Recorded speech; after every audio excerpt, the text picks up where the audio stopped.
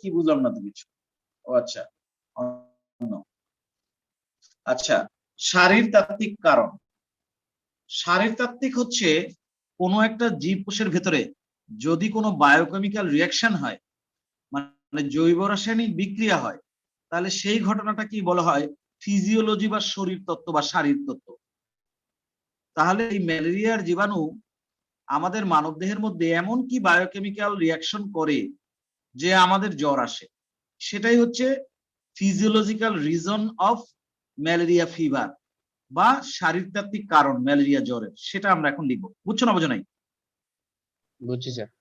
হ্যাঁ, এখন শোনো, তোমরা কিন্তু দেখছো যে ইরাইথ্রোসাইটিক সাইজোগনি যখন করে, তাই না, সেই ইরাইথ্রোসাইটিক সাইজোগনির মধ্যে সাইজন্ট দশা যখন এসে উপস্থিত হয়, সাইজন্ট দশা, হ্যাঁ, ইরাইথ্রোসাইটিক সাইজোগনির মধ্যে যখন সাইজন্ট দশা হয়, তখন ম্যালেরিয়া জীবাণুটার সাইটোপ্লাজমে একটা বিষাক্ত তরল পদার্থ তৈরি হয়। কি নাম? হিমোজোয়াইন। হ্যাঁ, একটা বিষাক্ত তরল পদার্থ তৈরি হয়, সেই তরলটার নাম হচ্ছে হিমোজোয়াইন।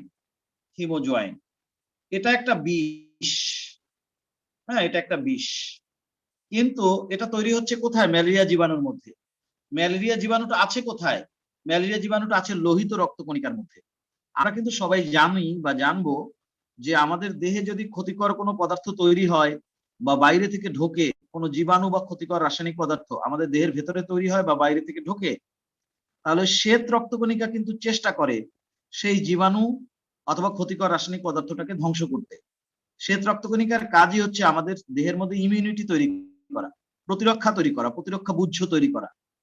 তো এখন যেই মাত্র লোহিত রক্তকণিকার ভেতরে হিমোজোয়াইন নামক একটা বিষাক্ত তরল পদার্থ তৈরি হলো, তখন ওই হিমোজোয়াইনটাকে নিউট্রালাইজ করার জন্য, হিমোজোয়াইনের বিষক্রিয়াটাকে ধ্বংস করার জন্য শ্বেত রক্তকণিকা একটা রাসায়নিক পদার্থ তৈরি করে যার নাম হচ্ছে পাইরোজেন। রাসায়নিক পদার্থটার নাম হচ্ছে পাইরোজেন। এটা এক প্রকার প্রোটিন জাতীয় পদার্থ। তাহলে কি দাঁড়ালো?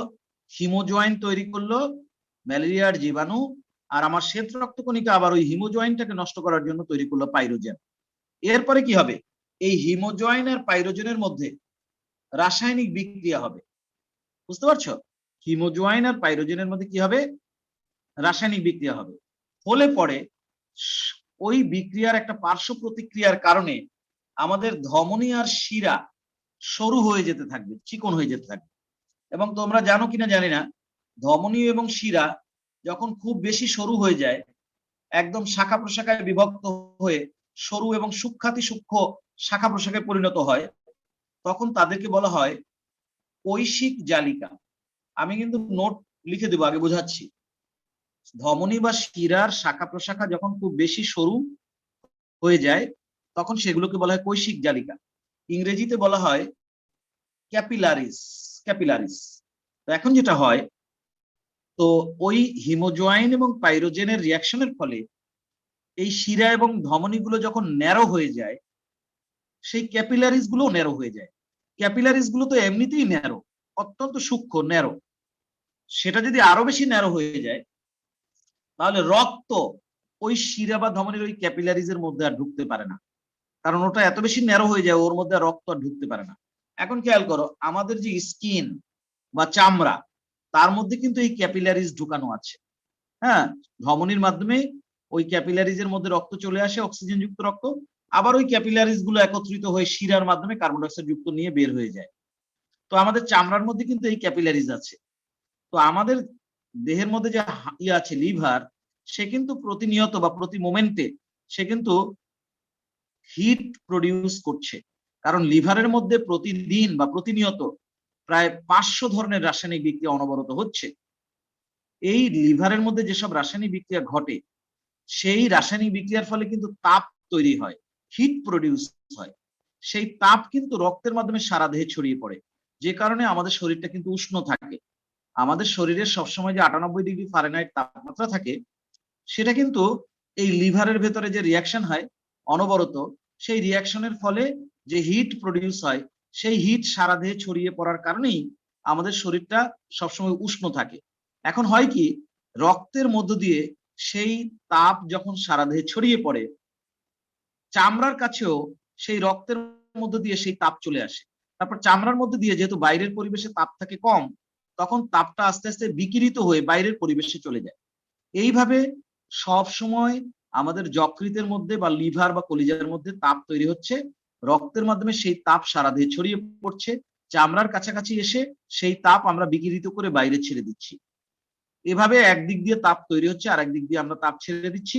শরীরটা সবসময় একই রকমের স্ট্যান্ডার্ড তাপ বজায় রাখছে, সেটা 98°F। কিন্তু যখন ওই হিমোজোয়াইন আর পাইরোজেনের মধ্যে রিয়াকশন হয়, তখন তো কৈশিক জালিকা চিকন হয়ে যায়, তখন তো আর তার মধ্যে রক্ত ঢুকতে পারে না। রক্ত ধরো এই পর্যন্ত আসলো, কিন্তু এদিকে আর গেল না, এদিকটা হচ্ছে চামড়া। তাহলে কি হবে, চামড়ার মধ্যে যদি রক্ত না আসতে পারে, তাহলে ওই রক্তের মাধ্যমে তাপও তো আসতে পারবে না, কারণ তাপটা তো রক্তের মাধ্যমেই বেয়ে বেয়ে আসে, রক্তটাই তাপটাকে বহন করে নিয়ে আসে। রক্ত না আসতে পারলে তাপমাত্রাটাও চামড়ার কাছে আসতে পারে না। তাপমাত্রার কাছে চামড়া আসলে কিন্তু সেটা বাইরে পরিবেশে আমরা ছেড়ে দিতে পারতাম। স্যার ভিডিও ঝাপসা। হ্যাঁ, যেহেতু যেহেতু যেহেতু এখানে ভিডিও না হলেও চলবে, কথা বলছি আর কি, শুনলেই হবে।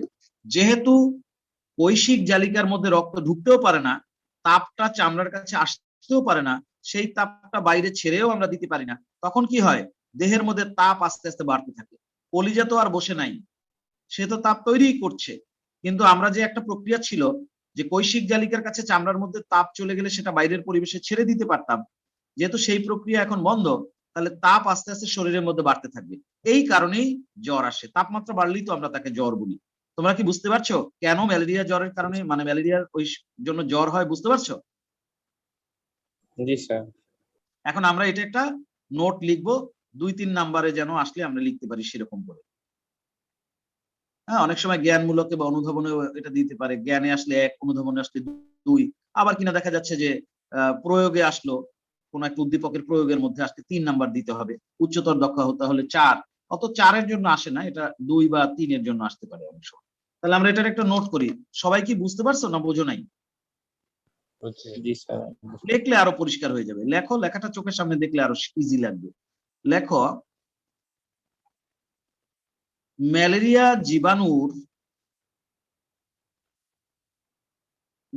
জীবাণুর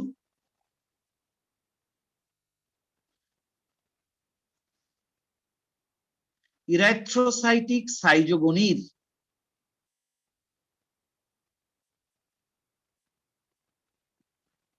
সাইজন্ট দশায়, জীবাণুর না লিখে জীবাণু লেখো, রটা কেটে দাও। ম্যালেরিয়া জীবাণু ইরাইথ্রোসাইটিক সাইজোগনির সাইজন্ট দশায় হিমোজোয়াইন নামক বিষাক্ত তরল উৎপাদন করে। ম্যালেরিয়া জীবাণু ইরাইথ্রোসাইটিক সাইজোগনির সাইজন্ট দশায় হিমোজোয়াইন নামক বিষাক্ত তরল পদার্থ উৎপাদন করে।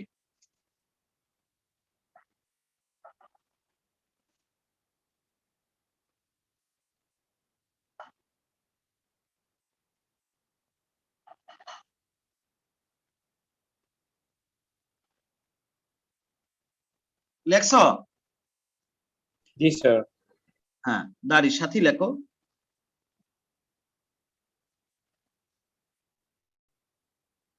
শ্বেত রক্তকণিকা এই হিমোজোয়াইন এর বিষক্রিয়া প্রশমিত করার জন্য, শ্বেত রক্তকণিকা এই হিমোজোয়াইন এর বিষক্রিয়া প্রশমিত করার জন্য, শ্বেত রক্তকণিকা এই হিমোজোয়াইন এর বিষক্রিয়া প্রশমিত করার জন্য, শ্বেত রক্তকণিকা এই হিমোজোয়াইন এর বিষক্রিয়া প্রশমিত করার জন্য পাইরোজেন নামক প্রোটিন জাতীয় পদার্থ উৎপাদন করে।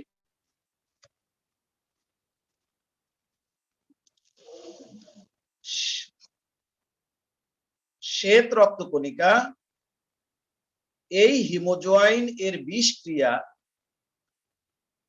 প্রশমিত করার জন্য পাইরোজেন নামক প্রোটিন জাতীয় পদার্থ উৎপাদন করে?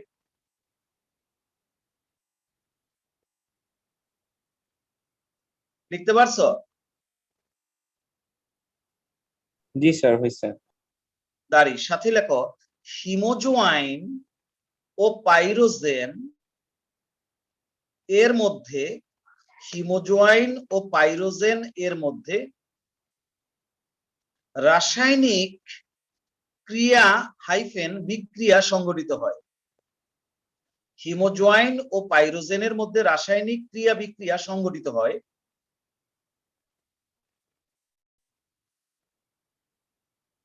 যার পার্শ্ব প্রতিক্রিয়া স্বরূপ হিমোজোয়াইন ও পাইরোজেনের মধ্যে ক্রিয়া বিক্রিয়া সংঘটিত হয়, রাসায়নিক ক্রিয়া বিক্রিয়া সংঘটিত হয় যার পার্শ্ব প্রতিক্রিয়া স্বরূপ আমাদের শিরা ও ধমনী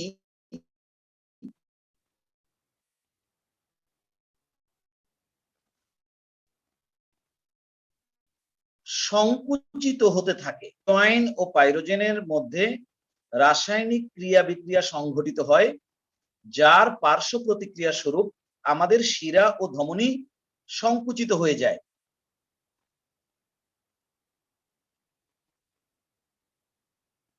লিখতে পারছো? জি স্যার, হয়েছে। দাঁড়ি সাথে লেখো, সাথে লেখো, এ সময় দেহের পরিধি অঞ্চলে বিদ্যমান, পরিধি মানেই হচ্ছে চামড়া আর কি, মাংস বা চামড়া এইসব জায়গার কথা বলা হচ্ছে। এ সময় দেহের পরিধি অঞ্চলে বিদ্যমান কৈশিক জালিকা সমূহ, যাকে ইংরেজিতে ক্যাপিলারিজ বলে, এ সময় দেহের পরিধি অঞ্চলে বিদ্যমান কৈশিক জালিকা সমূহ এত বেশি সরু হয়ে যায়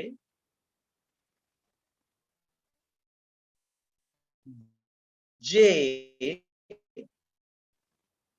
অঞ্চলে বিদ্যমান কৈশিক জালিকা সমূহ এত বেশি সরু হয়ে যায় যে তার ভেতরে আর রক্ত প্রবেশ করতে পারে না।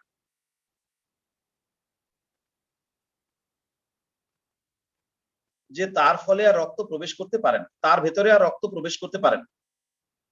লেখা বলিও, এ সময় দেহের পরিধি অঞ্চলে বিদ্যমান কৈশিক জালিকা সমূহ এত বেশি সরু হয়ে যায় যে তার ভেতরে আর রক্ত প্রবেশ করতে পারে না। লিখছ? জি স্যার। এর ফলে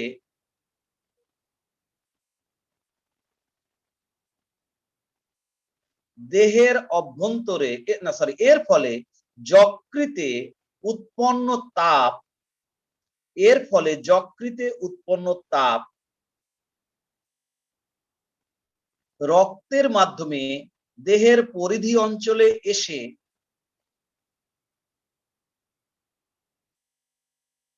বাইরে বের হতে পারে না। এ সময় যকৃতে উৎপন্ন তাপ রক্তের মাধ্যমে দেহের পরিধি অঞ্চলে এসে বাইরে বের হতে পারে না, বরং দেহের অভ্যন্তরে আবদ্ধ হয়ে পড়ে। দাঁড়ি এ সময় যকৃতে উৎপন্ন তাপ রক্তের মাধ্যমে দেহের পরিধি অঞ্চলে এসে বাইরে বের হতে পারে না, বরং দেহের অভ্যন্তরে আবদ্ধ হয়ে পড়ে।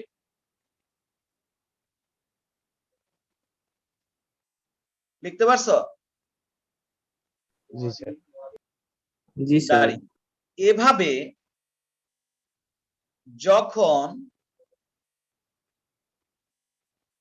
দেহের অভ্যন্তরীণ তাপমাত্রা স্বাভাবিকের চেয়ে অনেক বেড়ে যায় তখন তাকে জ্বর বলে। এভাবে দেহের অভ্যন্তরীণ তাপমাত্রা যখন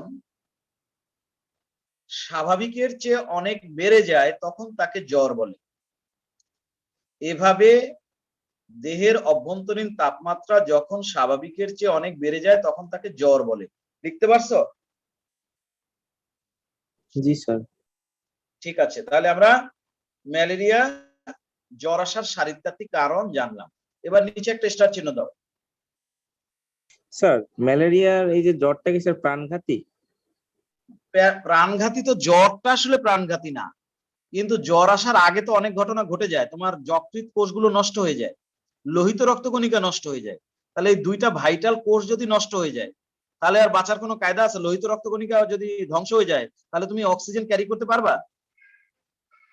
না স্যার। অক্সিজেন না ক্যারি করতে পারলেই তো তুমি মারা যাবে। বুঝো নাই? জি স্যার, বুঝতে পারছি।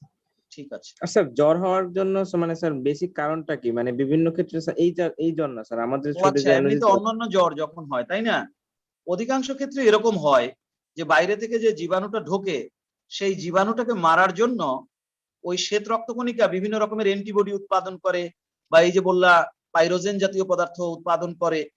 শ্বেত রক্তকণিকার কাজই হচ্ছে বাইরে থেকে কোনো পদার্থ ঢুকলে তাকে মারার জন্য বিভিন্ন রকমের রাসায়নিক পদার্থ উৎপাদন করে। ওই রাসায়নিক পদার্থগুলোর পার্শ্ব প্রতিক্রিয়ার কারণেই বেশিরভাগ ক্ষেত্রে জ্বর হয়। জি স্যার, বুঝতে পারছি। এবার আমরা নিচে আর একটা স্টার চিহ্ন দিব। স্টার চিহ্ন দিয়ে লেখো ম্যালেরিয়া জীবাণুর জীবন চক্রে দুইটি পোষকের প্রয়োজনীয়তা বর্ণনা করো। দুইটা পোষক ম্যালেরিয়া জীবাণুর, না, একটা হচ্ছে মানুষ আর একটা হচ্ছে মশা। এই দুইটার প্রয়োজনীয়তাটা কি? এমন হতে পারতো না যে একটার মধ্যেই তার লাইফ কাটায় দিবে, যে হয় মানুষ নয় মশা। ম্যালেরিয়া জীবাণু কিন্তু তা পারে না, তাকে দুই জায়গায় তার লাইফটা পার করতে হয়। তার যৌন জনন অধ্যায়টা আর সেটা যায় মশার মধ্যে, আর অযৌন জনন অধ্যায়টা যায় মানুষের মধ্যে। এই দুইটা মিলেই তো তার টোটাল লাইফ লাইফ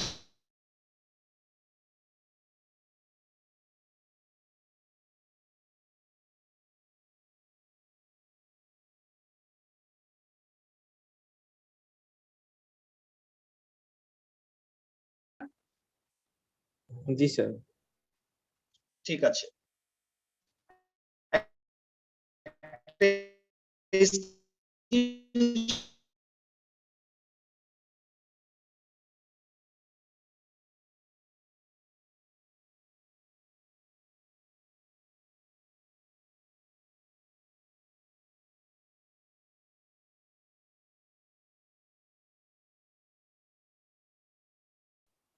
ম্যালেরিয়া জীবাণুর জীবন চক্রে দুইটি পোষকের প্রয়োজনীয়তা বর্ণনা করো। এটা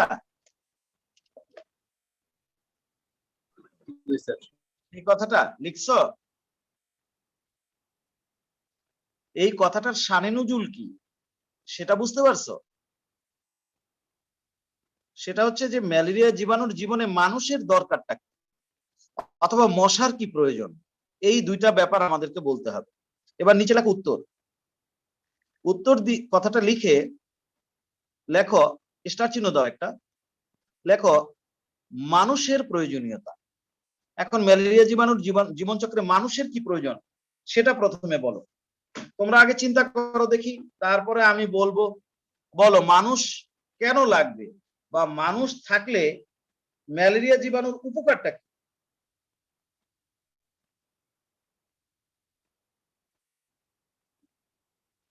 স্যার এই যে অযৌন মুসা, জনন প্রক্রিয়ায় স্যার বংশবৃদ্ধি করে, আর মশকের দেহে যৌন জনন প্রক্রিয়া বংশবৃদ্ধি করে, সেটা তো এভাবে টিকে বুঝছি, থাকে। সেটা তো বুঝছি। অর্থাৎ এখানে সিগনিফিকেন্সটা বলতে হবে যে মানুষ যে তার পোষক হিসেবে আছে, এটাতে ম্যালেরিয়া জীবাণুর কি নির্ভরশীলতা, কি উপকার, সেটা আমাদেরকে এক্সপোজ করতে হবে। প্রথমে আমি বলি, তোমাদের কি একটা টেবিল দিছি আমি, পুরো ম্যালেরিয়া জীবাণুর লাইফ সাইকেল নিয়ে একটা টেবিল দিছি, জি একটা স্যার, আউটলাইন। হ্যাঁ বলো। আগের আগের ক্লাসে একটা ক্লাসে দিছি? দিছিলেন ওই যে ইসে। সেটার কথাই বলছি। সেটা একটু দেখি খুঁজে পাই কিনা, দাঁড়াও, ওটা সামনে রেখে কথা বলি।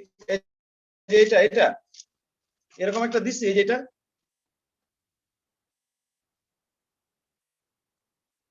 এরকম একটা দিছি তোমাদের। স্যার জি আমার তো স্যার। ক্যামেরা মানে আসতেছে না নেটে এখনো। জি স্যার, দিছিলেন স্যার। এখানে টোটাল হ্যাঁ দিছিলাম তো না, যেখানে টোটাল লাইফটা বলা আছে, ম্যালেরিয়া জীবাণু টোটাল লাইফটা বলা আছে, এরকম একটা টেবিল তোমাদের দিছিলাম না আগের ক্লাসে? জি স্যার, এই যে অন্যরা বোর্ডে বলো। তোলা ছবি দিছিলেন স্যার একটা। ও বুঝছি, বোর্ডে তোলা ছবি দিছিলাম। এমনি তো তোমাদেরকে একটা ছবি দেই নাই না? স্যার দিছিলেন স্যার, ওই একটা ছবি আর কি আপনি আগে অন্য বছর করাইছিলেন, ওই ছবিটা কি তুলে আমাদের গ্রুপে দিয়ে দিয়েছিলেন, আমাদেরকে উঠে নিতে বলছিলেন, আমরা উঠে নিয়েছি। হ্যাঁ তো একই কথা, ওই তো সেটা তুলছো তো তোমরা না? জি স্যার। আচ্ছা ওই একই কথা, জিনিস একই, তুললেই হয়েছে। যাই হোক, এখন কথা হচ্ছে কি, একটা জিনিস খেয়াল করো, এই যে ম্যালেরিয়ার জীবাণু, এই যে স্পোরোজোয়েট দশাটা, যেটা মশার দেহ থেকে মানুষের দেহের মধ্যে আসে, তাই না? মানুষের দেহ থেকে মশার দেহ থেকে মানুষের দেহে প্রথম এসে ঢোকে যে দশা, তার নাম কিন্তু স্পোরোজোয়েট। সত্যি না বলো?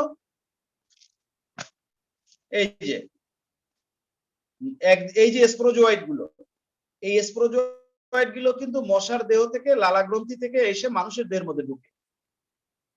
স্পোরোজোয়েট যদি মানুষের দেহে না ঢোকে, সে কিন্তু আর মশার দেহে তার পরবর্তী স্টেজে যাইতে পারবে না। মশা যখন নষ্ট হয়ে যাবে, সেও নষ্ট হয়ে যাবে।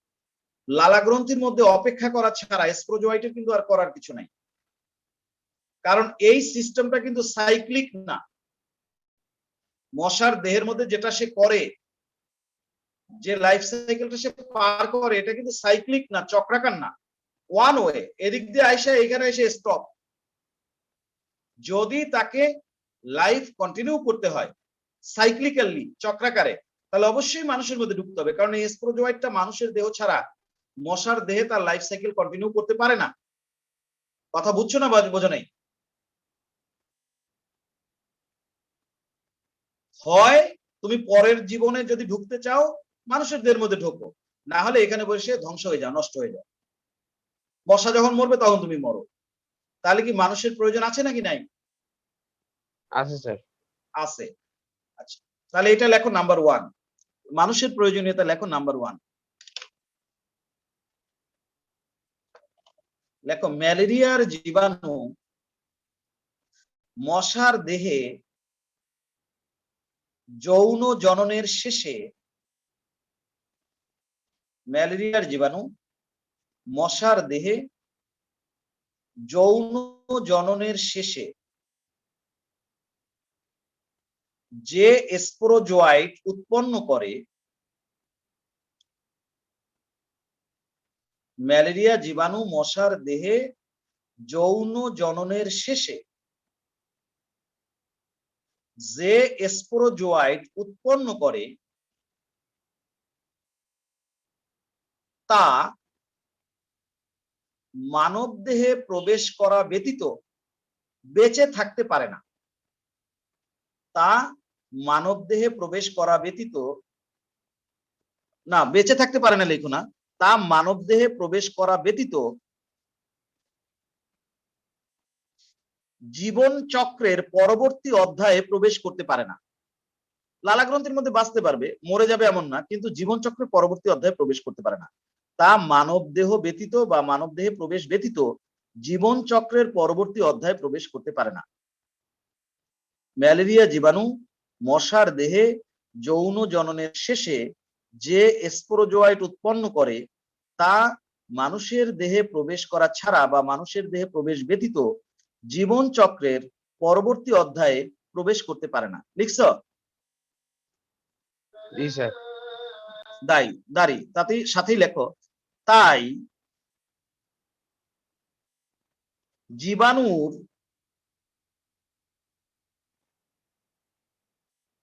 জীবন চক্র পরিপূর্ণ করার জন্য,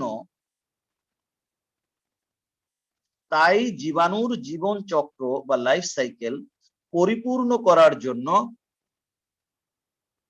মানুষের প্রয়োজনীয়তা অপরিহার্য। এমন যদি হইতো যে ওই স্পোরোজোয়াইট আবার মশার দেহের মধ্যে বারবার সাইকেল কন্টিনিউ করবে, তাহলে বুঝতাম যে মানুষের দেহে না ঢুকলেও এখানে বসে চলতে থাকি, বাঁচতে থাকি।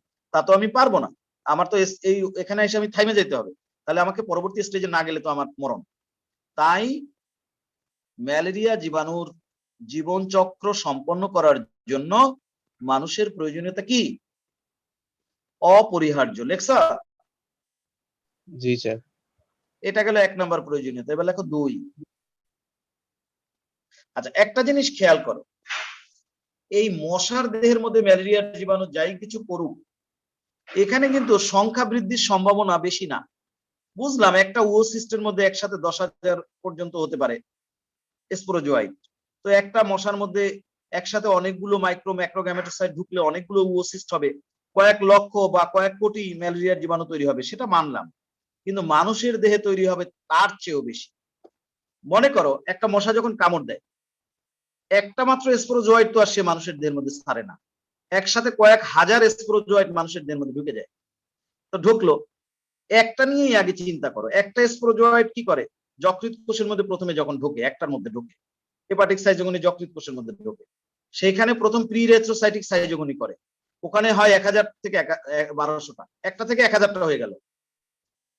এই 1000টা কি করে, আবার নতুন 1000টা যকৃৎ কোষকে অ্যাটাক করবে, প্রত্যেকটা থেকে আবার 1000টা বের হবে। তাহলে হিসেব করো 1000 ইন্টু 1000, এখন কত হবে? সংখ্যাটা কিন্তু কম না, বিশাল, 10 লক্ষ হবে, তাই না?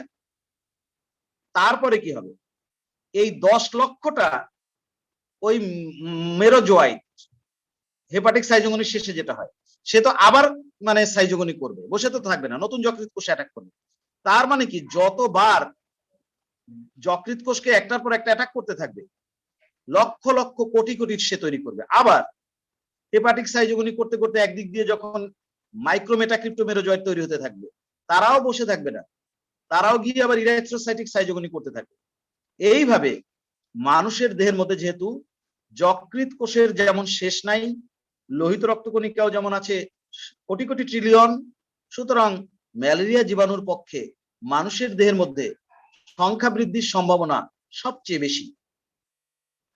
দ্বিতীয় কথা, মানুষ বেঁচে থাকে অনেক দিন, একটা মশা বাঁচে 1 সপ্তাহ, একটা মশার দেহের মধ্যে আর এর মধ্যে কতই বাসে সংখ্যা বৃদ্ধি করবে। কিন্তু মানুষের দেহের মধ্যে একটা মানুষ তো 70, 80, 100 বছরও বাঁচতে পারে। তো এর মধ্যে যদি মানুষটাকে সে টোটালি মেরে না ফেলে, মানুষটা যদি ম্যালেরিয়ায় মারা না যায়, তাহলে ওর মধ্যে তো কিন্তু তার অমিত সম্ভাবনা আছে সংখ্যা বৃদ্ধি করার। সে কারণে মানুষের দেহে তার সংখ্যা বৃদ্ধির সম্ভাবনা অনেক বেশি। এটা ম্যালেরিয়া জীবাণুর জন্য, ম্যালেরিয়া জীবাণুর সাপেক্ষে এটা ভালো। আরেকটা জিনিস দেখো, কোনো একটা জীবাণু যত বেশি জায়গা জুড়ে ছড়িয়ে পড়তে পারবে, তার কিন্তু বেঁচে থাকার সম্ভাবনা তত বেড়ে যায়। যে এক জায়গায় ধ্বংস করে ফেলবা সব, আরেক জায়গায় বেঁচে থাকবে। তো এই মানুষের মধ্যে মাধ্যমেই কিন্তু সে সারা পৃথিবীতে ছড়িয়ে পড়েছে। কারণ মানুষ আজকে আমেরিকা, তো পরের দিন লন্ডন, তো তারপরের দিন বাংলাদেশে, মানুষ সারা পৃথিবী ঘুরে বেড়ায়। আর ম্যালেরিয়ার জীবাণু কিন্তু এই মানুষের মাধ্যমে সারা পৃথিবীর মধ্যে বিনা টিকেটে ছড়িয়ে পড়ছে, বিনা টিকেটে ঘুরতে শুরু করছে। মশা তো আর এক জায়গা থেকে আরেক জায়গায়, এক দেশ থেকে আরেক দেশে যেতে পারে না। সুতরাং মানুষের মাধ্যমেই সম্ভব অল্প সময়ের মধ্যে বেশি জায়গায় সারা পৃথিবীতে ছড়িয়ে পড়া। আর এই বেশি সারা পৃথিবীতে ছড়িয়ে পড়ার মাধ্যমেই কিন্তু ম্যালেরিয়া জীবাণু টিকে থাকার সম্ভাবনাটা বেড়েছে। কি সত্যি না মিথ্যা এগুলো? সত্যি স্যার। জি স্যার। তাহলে এগুলো আমরা একটু লিখবো, তাহলে এগুলো আমরা লিখবো। 3 নাম্বার লেখো, মানুষের দেহে কত নাম্বার হবে? সে 1 নাম্বার লেখালেন, 2 নাম্বার তো এখন। এবার 2 মানুষের দেহে ম্যালেরিয়া জীবাণু অযৌন জননের মাধ্যমে খুব দ্রুত সংখ্যা বৃদ্ধি করতে পারে। মানুষের দেহে ম্যালেরিয়া জীবাণু অযৌন জননের মাধ্যমে খুব দ্রুত সংখ্যা বৃদ্ধি করতে পারে।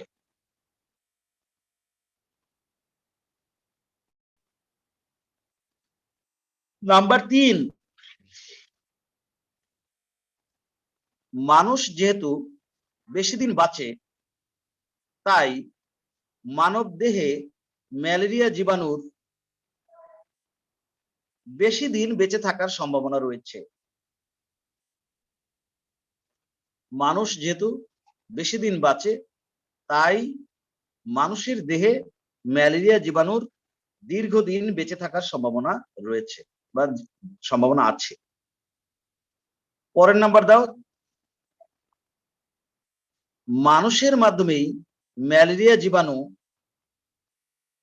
সারা পৃথিবীতে ছড়িয়ে পড়ার সুযোগ পেয়েছে, যা তার টিকে থাকার সম্ভাবনা বৃদ্ধি করেছে। মানুষের মাধ্যমেই ম্যালেরিয়া জীবাণু সারা পৃথিবীতে ছড়িয়ে পড়েছে, যা তার টিকে থাকার সম্ভাবনা বৃদ্ধি করেছে।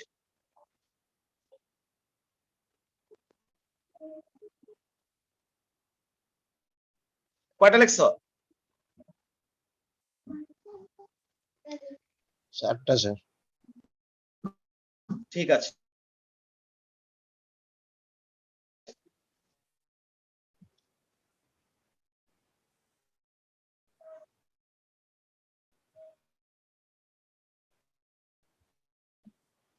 এবার লেখো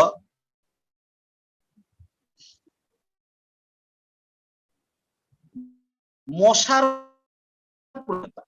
ম্যালেরিয়া জীবনের প্রয়োজনীয়তা। জি স্যার। আচ্ছা, এখন মশার প্রয়োজনগুলো ভাবো, চিন্তা করো। আচ্ছা, একটা জিনিস খেয়াল করো, মশার দেহের মধ্যে ম্যালেরিয়া জীবাণু কিন্তু করে যৌন জনন। যৌন জনন করা মানেই শুক্রাণু আর ডিম্বাণুর মিলন, নিষেক। আর যখন শুক্রাণু ডিম্বাণু মিলিত হয়ে একটা নতুন কোষ তৈরি হয় জাইগোট, সেই নতুন কোষের মধ্যে কিন্তু শুক্রাণুর মাধ্যমে এক ধরনের বৈশিষ্ট্য আসে, ডিম্বাণুর মাধ্যমে এক ধরনের বৈশিষ্ট্য আসে। উভয় বৈশিষ্ট্যের কম্বিনেশন কিন্তু হয় জাইগোটের মধ্যে।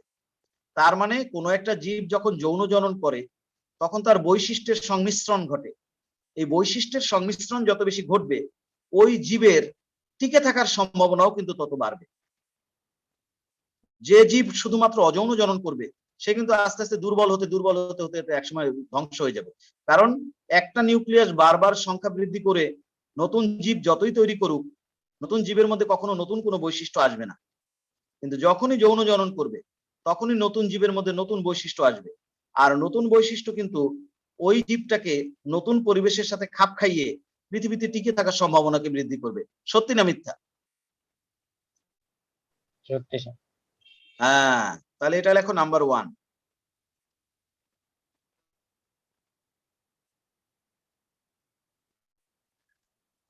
নাম্বার 1 লেখো, দেখছি স্যার। মশার দেহে ম্যালেরিয়া জীবাণু যৌন জনন সম্পন্ন করে। মশার দেহে কি মা কথা বল না, মশার দেহে ম্যালেরিয়া জীবাণু যৌন জনন সম্পন্ন করে। জি স্যার। জি স্যার। নতুন যে জীব সৃষ্টি হয় তার মধ্যে নতুন বৈশিষ্ট্যের আত্মপ্রকাশ ঘটে। যৌন জননের মাধ্যমে নতুন যে জীব সৃষ্টি হয় তার মধ্যে নতুন বৈশিষ্ট্যের আত্মপ্রকাশ ঘটে, যা তাকে বিচিত্র পরিবেশে টিকে থাকতে সাহায্য করে। যৌন জননের মাধ্যমে নতুন যে জীব সৃষ্টি হয় তার মধ্যে নতুন বৈশিষ্ট্যের আত্মপ্রকাশ ঘটে, যা তাকে বিচিত্র পরিবেশে টিকে থাকতে সাহায্য করে। যা তাকে বিচিত্র পরিবেশে টিকে থাকতে সাহায্য করে। জি স্যার, হইছে। আচ্ছা, এখন আরেকটা ব্যাপার বলি। মানুষের দেহের মধ্যে এই যে গ্যামেটোসাইট নামক এক ধরনের জীবাণু তৈরি হয়, ওই যে ইরাইথ্রোসাইটিক সাইজোগনি করতে করতে একসময় তো গ্যামেটোসাইট নামক জীবাণু তৈরি হয়। এই গ্যামেটোসাইট গুলো কিন্তু মানুষের দেহে বেঁচে থাকতে পারবে না। যদি তাকে জীবনের পরবর্তী দশায় যেতে হয় গ্যামেটোসাইট গুলোকে, তাহলে মশার দেহে ঢুকতে হবে। গ্যামেটোসাইট মানুষের দেহে সর্বোচ্চ কয়দিন বাঁচতে পারে? 7 দিন। 7 দিন। তার মানে বাঁচতে হলে 7 দিনের পরেও যদি তোমার বাঁচতে চাও গ্যামেটোসাইট, তাহলে তোমাকে একমাত্র উপায় মশার দেহের মধ্যে ঢোকা। তাহলে মশার দেহের মধ্যে না ঢুকলে গ্যামেটোসাইট গুলো নষ্ট হয়ে যাবে। তাহলে জীবন তো ওইখানে ওই স্টেজে গিয়ে ওই জায়গায় পার্শিয়ালি অফ হয়ে গেল। যদিও এদিকে আবার হেপাটিক বা ইরেথ্রোসাইটিক কন্টিনিউ করবে, সেটা আলাদা ব্যাপার, কিন্তু ওই গ্যামেটোসাইট গুলোর জন্য তো মৃত্যু অনিবার্য। তাহলে কি মশার দরকার আছে নাকি নাই? আছে স্যার।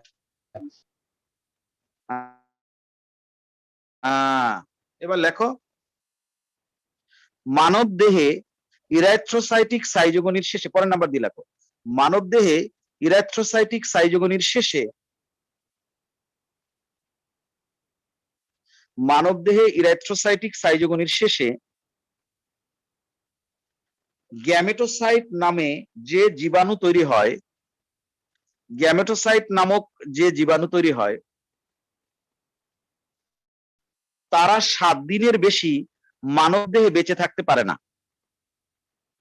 মানুষের দেহে ইরাথ্রোসাইটিক সাইটোগনির শেষে গ্যামেটোসাইট নামক যে জীবাণু তৈরি হয়, তারা 7 দিনের বেশি মানুষের দেহে বেঁচে থাকতে কি পারে না। পারে না। হ্যাঁ, পারে না। দাঁড়ি সাথে লেখো, তাই গ্যামেটোসাইট যদি জীবন চক্রের পরবর্তী অধ্যায়ে প্রবেশ করতে চায়, তাই গ্যামেটোসাইট যদি জীবন চক্রের পরবর্তী অধ্যায়ে প্রবেশ করতে চায়, তাকে মশার দেহে অবশ্যই প্রবেশ করতে হবে। তাকে অবশ্যই মশার দেহে প্রবেশ করতে হবে। তাই গ্যামেটোসাইট যদি জীবন চক্রের পরবর্তী অধ্যায়ে প্রবেশ করতে চায়, তাহলে অবশ্যই তাকে মশার দেহে প্রবেশ করতে হবে। তাই গ্যামেটোসাইট যদি জীবন চক্রের পরবর্তী অধ্যায়ে প্রবেশ করতে চায়, তাহলে অবশ্যই তাকে মশার দেহে প্রবেশ করতে হবে। সুতরাং ওইটা আর বলার কোনো অপেক্ষা রাখে না যে এই দৃষ্টিভঙ্গির কারণে ম্যালেরিয়া জীবাণুর সাপেক্ষে মশার প্রয়োজনটা অপরিহার্য, এতে কোনো বলার কোনো আর অপেক্ষা লাগে না। ও কথাটা না লিখলেও চলবে। কয়টা লিখলা? 2টা স্যার এখানে। 2টা। আচ্ছা, আর একটা বৈশিষ্ট্য বলি আমি, তারপর তোমরা নিজেরাও পারলে আরো 2-1টা লিখো। আচ্ছা, ম্যালেরিয়া জীবাণুর কিন্তু বেঁচে থাকার সম্ভাবনা বেশি, বেশি দিন বেঁচে থাকার সম্ভাবনা কোথায়? মানুষের মধ্যে স্যার। মানুষের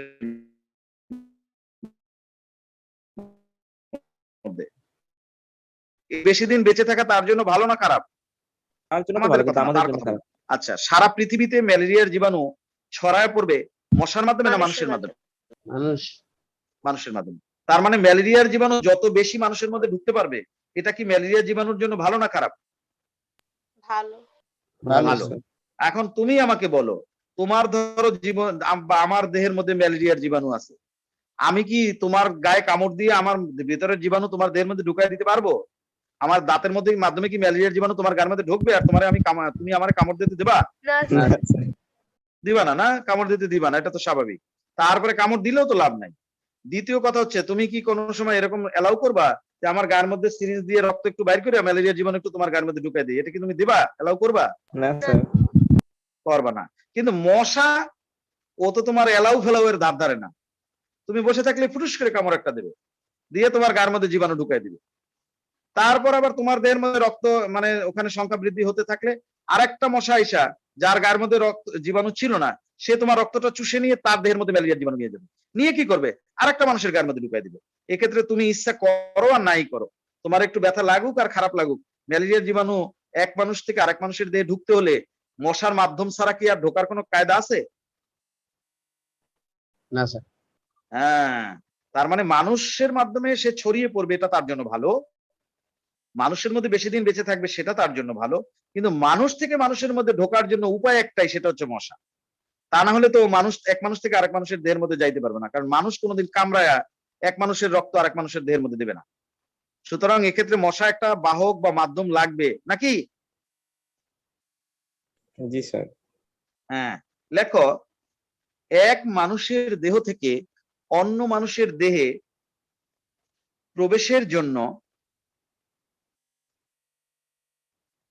এক মানুষের দেহে এক মানুষের দেহ থেকে অন্য মানুষের দেহে প্রবেশের জন্য মশা ম্যালেরিয়া জীবাণুর অপরিহার্য মাধ্যম।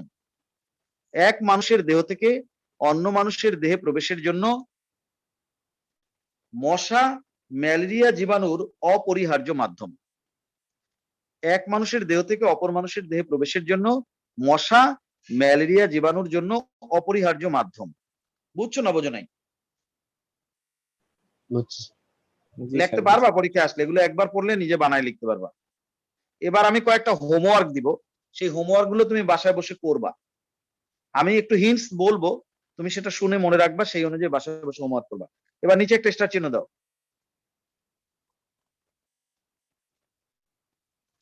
দিতে পারছো স্টার চিহ্ন? জি স্যার। ঠিক আছে, এবার স্টার চিহ্ন দিয়ে লেখো, মশার দেহে ম্যালেরিয়া জীবাণুর যৌন জনন এবং মানুষের দেহে সংঘটিত অযৌন জনন পদ্ধতির মধ্যে তুলনা করো। মশার দেহে যেটা হয় সেটা হচ্ছে যৌন জনন, আর মানুষের দেহে যেটা হয় সেটা হচ্ছে অযৌন জনন। এই দুইটার মধ্যে কম্পেয়ার করতে হবে। মশার দেহে ম্যালেরিয়া জীবাণুর যৌন জনন এবং মানুষের দেহে সংঘটিত অযৌন জনন পদ্ধতির মধ্যে তুলনা করো। ব্রাকেটে লেখো SW। এটা কিন্তু পরীক্ষা দিবে, এই যে এখন হোমওয়ার্ক গুলো দিবে এগুলো কিন্তু পরীক্ষা দিবে। মশার দেহে ম্যালেরিয়া জীবাণুর যৌন জনন এবং মানুষের দেহে অযৌন জনন পদ্ধতির মধ্যে তুলনা করো। লিখছ? জি স্যার। আচ্ছা, এখানে আমি হিন্টস বলি, হিন্টস গুলো শোনো। এখানে মশার দেহের মধ্যে যা কিছু ঘটে আর মানুষের দেহের মধ্যে যা কিছু ঘটে সেটা তো আমরা অলরেডি আলোচনা করেছি। মশার দেহে জীবন শুরু হয় ধরো গ্যামেটোসাইটের মাধ্যমে, কিন্তু মানুষের দেহে জীবন শুরু হয় স্পোরোজোয়াইটের মাধ্যমে, সেটা আমরা বলবো। মশার দেহে তোমার কি বলবো গ্যামেট উৎপন্ন হয়, জাইগোট উৎপন্ন হয়, তারপরে হচ্ছে ওসিস্ট উৎপন্ন হয়, ওকিনেট উৎপন্ন হয়, স্পোরোজোয়াইট উৎপন্ন হয়, কিন্তু মানুষের দেহে তো আর এসব উৎপন্ন হয় না। মানুষের দেহে আবার যেগুলো উৎপন্ন হয় সেগুলোর কথা বলবো আমরা। মানুষের দেহে তোমার সাইজন্ট হয়, তারপর হচ্ছে ক্রিপ্টোজোয়াইট হয়, ক্রিপ্টোমেরোজোয়াইট হয়, রোজেট হয়, সিগনেট রিং হয়, অ্যামিবয়েড ট্রোফোজোয়াইট হয়। এগুলো সব আমরা বলতে পারবো না যে মানুষের কি কি হয় আর মশার কি কি হয়, সেটা পাশাপাশি লিখলেই তো হয়। পারবো না আমরা? জি স্যার পারবো। জি স্যার। ইনশাল্লাহ। তাহলে লেখার জন্য 1 পৃষ্ঠা জায়গা খালি রাখো যদি এখানেই লিখতে চাও। আমি এরকম আরো 2-1টা হোমওয়ার্ক দিব এখন। যদি এমন মনে করো যে না হোমওয়ার্কের প্রশ্নগুলো এক জায়গায় লিখে রাখি, উত্তর পরে আবার একটার পর একটা লিখতে থাকবো, যতটুকু জায়গা লাগে লিখবো, সেটাও পারো। আর যদি মনে করো যে না এই যে এইমাত্র প্রশ্নটা লিখলাম তার ঠিক নিচে উত্তরটি লিখবো, তাহলে এখানে 1 পৃষ্ঠা জায়গা খালি রেখে পরের পৃষ্ঠার মধ্যে আবার লেখো আরেকটা হোমওয়ার্কের কথা বলবো এখন। কৌশলটা বুঝছো আমি কি বললাম এইমাত্র? জি স্যার। লেখো ম্যালেরিয়া জীবাণুর গ্যামেটোগনি ও স্পোরোগনি এর মধ্যে তুলনা করো।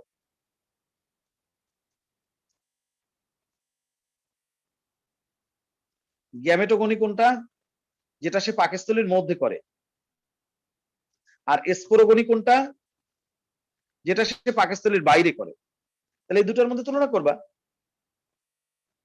গ্যামেটোগনির ওখানে কি কি ঘটে সেগুলো বলবা। ওখানে যে তোমার কি হয়, গ্যামেট তৈরি হয়, নিষেক হয়, এক্সফ্লাজেলেশন হয়, স্পার্ম হয়, ওভাম হয়,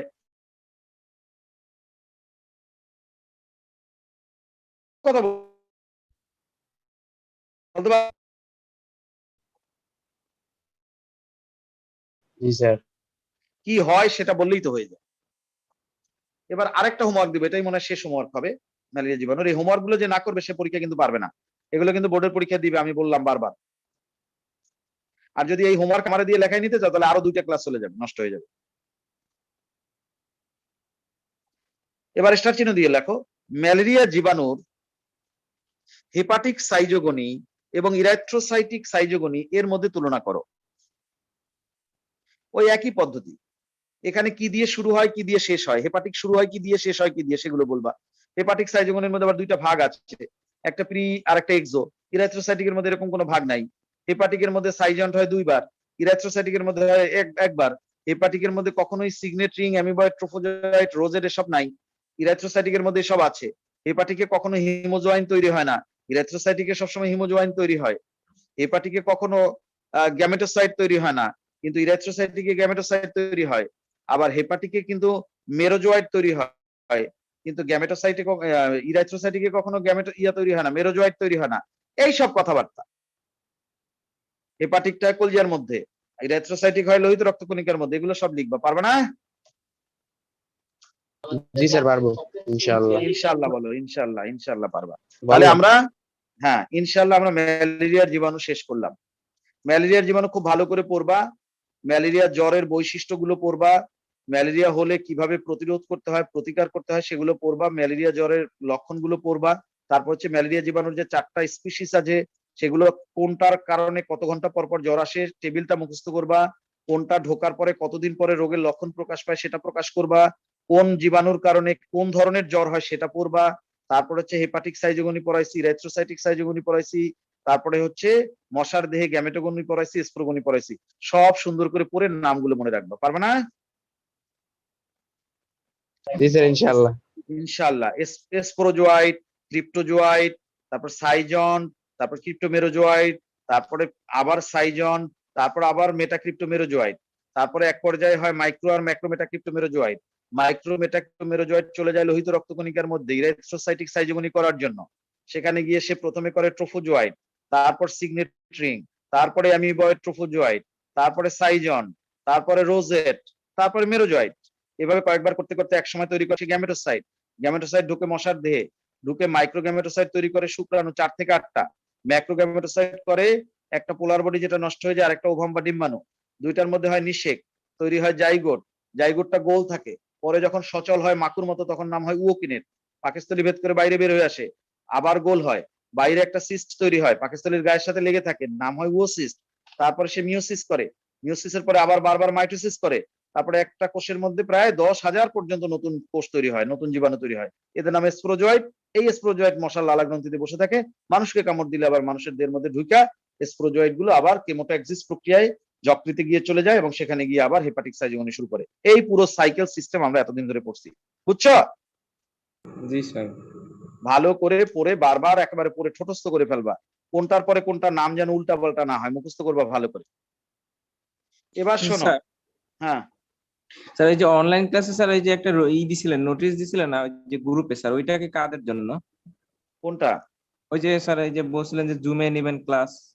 ও, এটা হয়েছে কি, একটা গ্রুপ আছে ব্যাকআপ ক্লাস করে, তোমরা তো মনে হয় করো না। ব্যাকআপ ক্লাস করো তোমরা? স্যার আমি করি। আচ্ছা, এখন এই ব্যাকআপ ক্লাসের জন্য তো একটা ফেসবুক গ্রুপ খুলছি, বুঝছো? এখন এই ফেসবুক গ্রুপে আমি ক্লাস আপলোড করতে পারতেছি না ভালোভাবে। একদিন করছি, হয়েছে উল্টা। পরের দিন করতে গেছি, আবার সে অল্প সময় পরে লাইন কেটে গেছে। তারপরে আবার আজকে করছি তোমার ভিডিও করছি, দেখা গেছে মনে হয় এরপরে আরো 5 মিনিট ক্লাস নিছি, কিন্তু দেখা গেছে সেই 5 মিনিটের আগেই ভিডিওটা অফ হয়ে গেছে। এখন স্যার, ভিডিওটা আমার, হ্যাঁ কথা বলিও না, ভিডিওটা আমার গ্যালারিতে মনে হয় আছে। এখন সেই ভিডিওটা আমি আপলোড দিব। যদি আমি ফেসবুক গ্রুপে ভিডিওটা আপলোড দিতে পারি তাহলে তো ভালো, তাহলে না হয় এখন থেকে এই প্রক্রিয়ায় ক্লাস নিব। এই ক্লাসের সময় ভিডিও করে দিব, করে রাখবো, পরে আমি এটা ওদের ওই ফেসবুক গ্রুপে আপলোড দিব। কিন্তু যদি আমি ফেসবুক গ্রুপে আপলোড দিতে এখন ফেল করি তাহলে তো আর কোনো বিকল্প নাই, তাহলে এই ব্যাকআপ ক্লাসের জন্য আলাদা একটা টাইম বের করে জুমে আলাদাভাবে ক্লাস নিতে হবে, এছাড়া বিকল্প তো কিছু দেখি না। সেই কথা একটা বলছি কথা আমি। বলবো বলো। স্যার। একটা হলো একটা আছে, একটা অ্যাপস আছে, ওই অ্যাপস এর মাধ্যমে কি হলো আপনি ডাইরেক্ট স্ট্রিম লাইভ করতে পারবেন। ওগুলোতে করলে ওগুলো নেটে প্রবলেম করে না স্যার, ওগুলো খুব ভালো হয়। তাহলে আমি আবার একটা গ্রুপ খোলা লাগবে না নাকি? সেটা কি করবো, না কিভাবে না লাইভ? স্যার, ওইটা হলো আপনি লাইভ করে শুধু গ্রুপের সাথে শেয়ার দিয়ে দেবেন, তাইলে হয়ে যাবে, তাইলে গ্রুপে চলে আসবে। আমি বলবো না স্যার, আমার এখন খেয়াল নাই। আমি তুমি নিজে আগে তুমি কি বরিশাল আছো না ঢাকায় আছো? আমি ঢাকায় স্যার। তাহলে তো হবে না। আমি বলছি কি যে এই বিষয়টা সম্পর্কে আমি শুধু জুমে ক্লাস নিতে জানি, আর এই তো ডাইরেক্ট অফলাইনে ক্লাস নিতে জানি। আর যে স্যার, আরো আরো বিভিন্ন টেকনিক্যাল বিষয় আছে আমি ভালো জানি না। আমি বলছিলাম যে তোমরা যারা পারো একদিন একটু আসো আমার ক্লাসরুমে, আইসা আমার একটু শিখিয়ে দিয়ে যাও, তাহলে আমি এই অনুযায়ী ক্লাস। ছেলেপানগুলো করতে আসে, ওদেরকে একটু আর ওগুলা তো আজকে ক্লাস করে গেল, ওগুলা তো গর্ধব, ওগুলা তো কোনো সলিউশন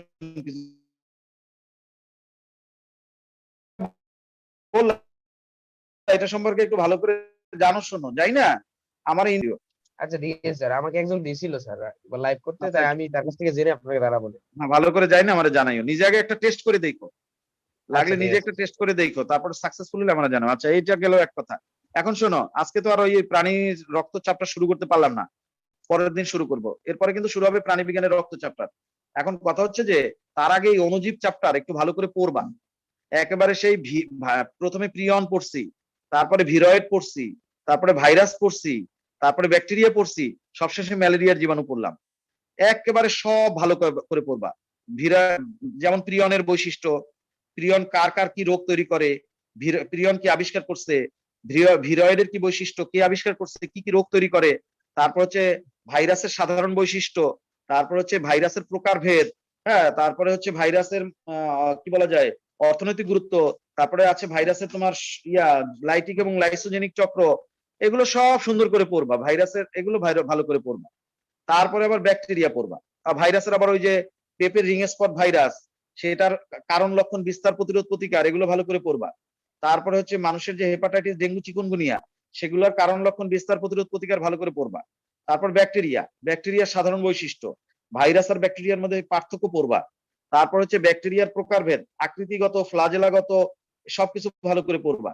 পড়ার পরে একটা আদর্শ ব্যাকটেরিয়া কোষের গঠন, তারপর আবার ব্যাকটেরিয়ার বংশবৃদ্ধি, হ্যাঁ, অঙ্গজনন, যৌন জনন, এগুলো আমরা পড়ছি, অযৌন জনন, তিনটাই ভালো করে পড়বা। তারপরে আমরা কি পড়ছি? তারপরে আমরা পড়ছি হচ্ছে এই তো ব্যাকটেরিয়ার অর্থনৈতিক গুরুত্ব পড়বা। তারপর ব্যাকটেরিয়ার জন্য যে রোগ হয়, এরকমের দুইটা উদাহরণ আছে। একটা হচ্ছে কলেরা, যেটা ভিব্রিও কলেরির জন্য হয়, আর একটা হচ্ছে ধানের পাতা পোড়া রোগ, ধানের ব্লাইট, জ্যান্থোমোনাস অরাইজিসের জন্য হয়। এই দুইটা রোগের ক্ষেত্রে কারণ লক্ষণ বিস্তার প্রতিরোধ প্রতিকার পড়বা। তারপরে সবশেষে ম্যালেরিয়া জীবাণু কি পড়াইলাম তা তো সব জানো। এইভাবে অনুজীব চ্যাপ্টার একদম খোটায়া খোটায়া প্রত্যেকটা লাইন বা বইতে খুঁজে খুঁজে একবার পড়বা, সবশেষে নোটটা ভালো করে মুখস্থ করবা। আমি যা বলছি বইয়ের মধ্যে যা আছে তার সবই আমি পড়াইছি। তোমার কাছে যদি কিছু না থাকে তাহলে বুঝবা যে তুমি ক্লাস মিস দিছো। তাহলে তুমি তোমার ফ্রেন্ডের কাছ থেকে ইনবক্সে ক্লাস নোট নিয়ে হইলেও ভালো করে পড়বা। আগামী শনিবার তোমাদের আমি অনুজীব চ্যাপ্টারের পরীক্ষা নিব, বুঝছো? জি স্যার। সবাই ভালো থাকো, আল্লাহ হাফেজ। স্যার আসসালামু আলাইকুম। আসসালামু আলাইকুম।